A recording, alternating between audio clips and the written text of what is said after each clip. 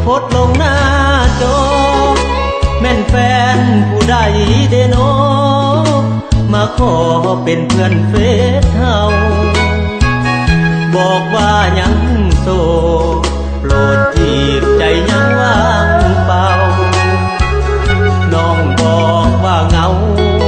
เพราะแฟนเก่าทำซ้ำใจ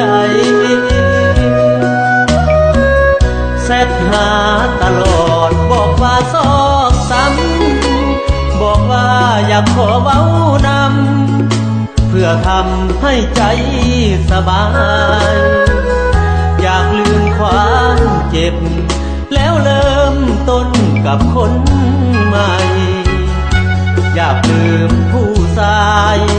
ที่ทำเจ้าเสียน้ำตาคบกันก็ยังบ่ทันถึงปีแล้วแฟนเก่าของคนดีพี่น้องบอกว่าเลิกลาเขาโทรมาบอกให้อายเลิกน้องไปซะอย่ามีปัญหาเพราะว่า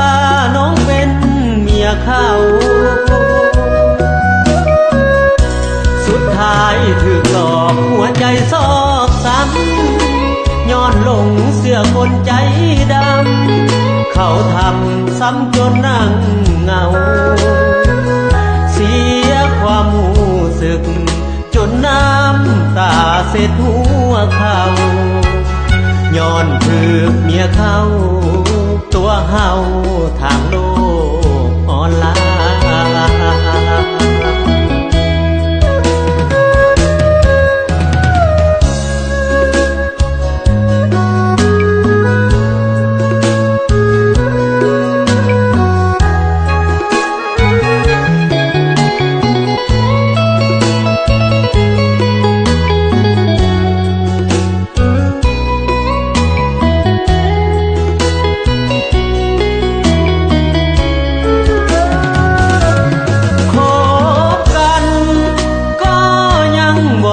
ถึง